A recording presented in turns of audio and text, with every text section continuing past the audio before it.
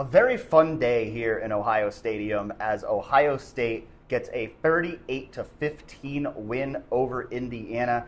Andy, the vibes just all day long. It just felt like Ohio State was coming into this game, I mean, really all week long. You could tell Ohio State was confident coming into this game. The Buckeyes wanted to make a statement, and that's exactly what they did out there today with a dominant performance over the previously unbeaten number 5 ranked Indiana Hoosiers. 38-15, and you said it. It felt like there was an edge. I mean, I go to Skull Session for us at every Ohio State home game, and there was just, from the beginning of today at Skull Session, there was a different energy about Ohio Stadium. I think, there have been some sleepy atmospheres in the shoe this year, no doubt about it. A lot of noon games, some weaker opponents, but man, it was rocking in that house today, and a lot to be excited about for those fans, especially on the defensive side of the football. Ohio State allows Indiana to march 70 yards down the field, 17 of it on penalties, its first drive of the game after Indiana had stopped Ohio State from a 3-and-out. And from there, it was pretty much all Buckeyes, and especially on the defensive side, Indiana finished with 0 first-half yards from that drive onward. And then for the game only had 151 yards in total on offense. 5 sacks. The defense really got after the quarterback today, and I thought that was what propelled the team forward as the offense found its footing throughout the game. Yeah, got to give the fans a big shout-out today. This place was packed from the jump. It was cold out there. It was raining for part of the game, but people were into it for 4 quarters, really bringing that energy that Ryan Day and the players had been calling for this week, and I think the Buckeyes fed off of that. I think, like you said, slow start, which has kind of been a trend for this team, especially on the defensive side of the ball. But, man, once they turned it up, they really started rolling. And, I mean, this is a game, they could have easily scored 52 points. They left 2 touchdowns on the field in the red zone. And, I think if early in the game, kind of until late in that first half, you kind of wondered, is this going to come back and bite them? But then they score a touchdown at the end of the first half. And then I think really the turning point in this game, the moment this game broke open, is the moment we have all been waiting for. Andy, I was still here in college the last time Ohio State had scored a punt return touchdown.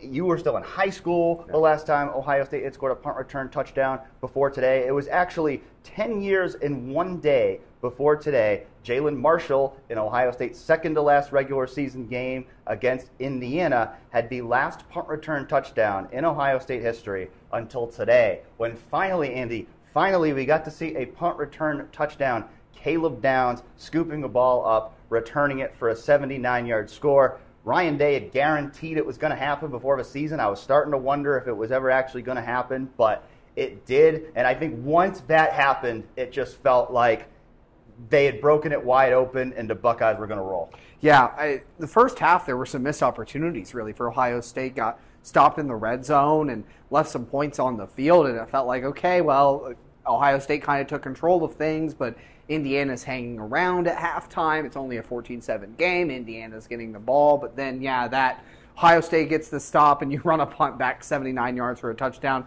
Beautiful spin move. Caleb Downs had a couple of them on punt returns, but that one was definitely the most impactful. Spins free, gets up the sideline with speed, cuts it back in, and houses the thing.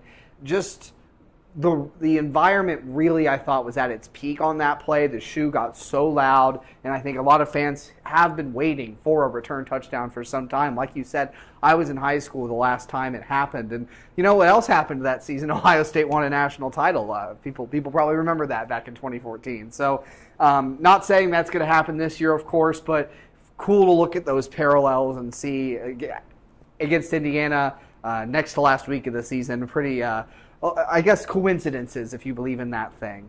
And Ohio State went on to beat Michigan the following week after that game, too. So that, of course, being what Ohio State is going to want to do next. And we know next week is going to be a statement game, but today felt like a statement game, too. And I think you could tell nobody said exactly what, but I think some of Curt Cignetti's comments he had made in the past, whether it was, I win, Google me, whether it was the Ohio State sucks back at his introduction, I think, while they didn't want to say it during the week, I think the coaches made a point of playing up some of those comments during the week. And you could tell this was an Ohio State team that they wanted to prove today, nah, we're Ohio State. Like, you're still Indiana. Like, you might come in here feeling really good about yourself.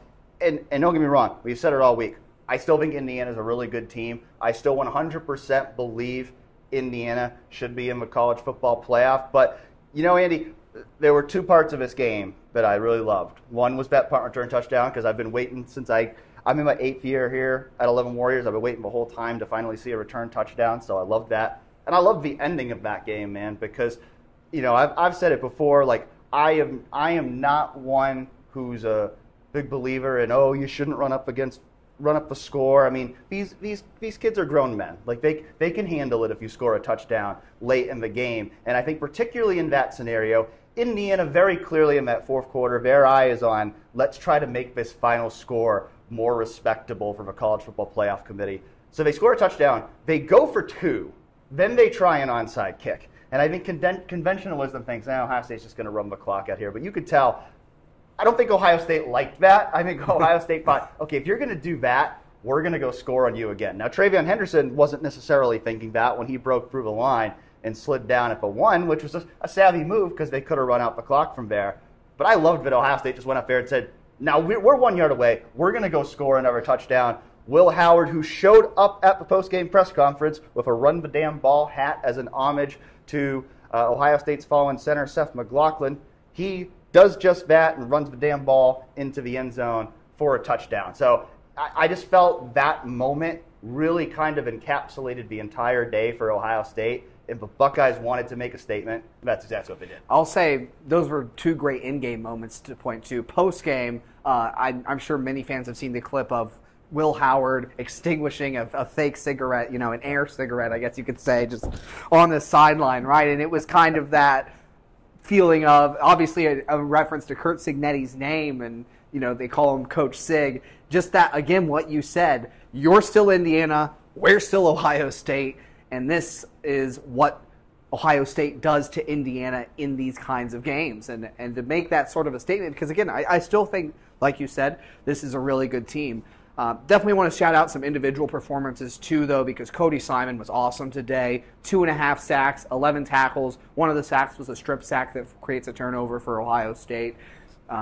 Really, the linebackers blitzing has been their progression as blitzers throughout the season. I think you talk about the defensive line and how much better it's gotten in the pass rush, how much better the scheme has gotten in the pass rush.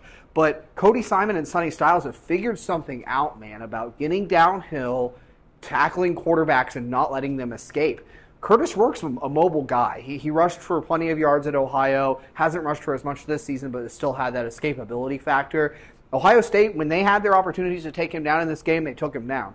And whether that was Jack Sawyer running free, whether that was Cody Simon on a blitz, I loved the scheme too. The strip sack itself, I thought, was one of the most beautiful blitzes I've seen Ohio State run all season. It was a simulated pressure where they dropped 2 defensive linemen into coverage and send Lorenzo Styles and Cody Simon then off the edge, and Lorenzo comes up the middle, loops around, gets after the quarterback, and Rourke just doesn't see Simon on his blind side because they showed it in one spot and they go in another. And those are the kinds of schemes that Ohio State's been running after that Oregon game that have been a big part of re-engineering this defense. Also, the passing game, Will Howard played great. Emeka Buka, Carnell Tate made some big plays in the first half. They designed some things for Emeka. But overall, can't say enough about this defense, can't say enough about the pass rush and how these blitzes are really amping up what Ohio State can do on that side of the football. Now, as you know, great performance today, but now you've got to go back it up. I do think back to 3 years ago when we were in this stadium. Ohio State, similar kind of matchup against Michigan State. Top 10 team comes into the shoe 1 week before Michigan. Ohio State blows them out, and then we know what happened a week later when Ohio State went up to Ann Arbor. And so now, the key now is great performance today, great statement, but now you got to bottle this up and you got to channel it into next week. You can't have a letdown now because yes, Michigan, as we're recording here, 5-5 on the season, playing Northwestern at this moment. On paper, I mean, Indiana beat Michigan and Ohio State just trucked this Indiana team. So on paper, you think Ohio State is going to be a massive favorite for that game next week, but this is the game. This is the rivalry game, and you have not beaten them in 4 years, 3 games. So we can't take anything for granted. Even though you would think Ohio State is the heavy favorite on paper, you got to go up there and prove it all the pressure's on Ohio State because of the position they're in right now. You got to go out there and deliver, and we will see, can they channel what they did today into another great performance against the Wolverines next week? If you thought they wanted to make a statement today, we know they're going to want to make a statement next week. So I believe that we are going to see them play this way next week, but they got to go prove it. Yeah. Look, my dad lived through the Cooper years. That's when he was in school here. He can tell you, fans that lived in that time can tell you, records do not matter in this rivalry. And that's what Will Howard said after the game, which I thought was very poignant. And I appreciated his desire to win it for the people that have been here and suffered those Michigan losses. Obviously, Will transferred from Kansas State this offseason, and he hasn't experienced the rivalry firsthand yet. We'll get a chance to do that on Saturday. But I think he's going in with the right mentality, and the team is going in with the right mentality of, you're going to celebrate this top 5 win, yes. But Ryan Day said it, not going to stay out too late, because this is the one that matters most next week. And it's all... Every Ohio State season builds toward that Michigan game, regardless of how good Michigan is on paper. When those two teams rock in between the sidelines on a Saturday, paper, you can throw it in the garbage can, man, because you can never take that rivalry game for granted. So Ohio State's got to be on its business next week. But the good news is, with this one, you've probably secured a playoff berth, and you're in position now, if you do beat Michigan, to get back to the Big Ten title game in a rematch with Oregon. Well, we're going to have lots more coverage of this big top 5 win over Indiana on 11warriors.com. And, of course, lots and lots of coverage coming this next week of the game, the Ohio State versus Michigan rivalry. So we hope you'll keep up with us over there for lots of Ohio State football content to come. Thank you for joining us for another episode of After Carmen.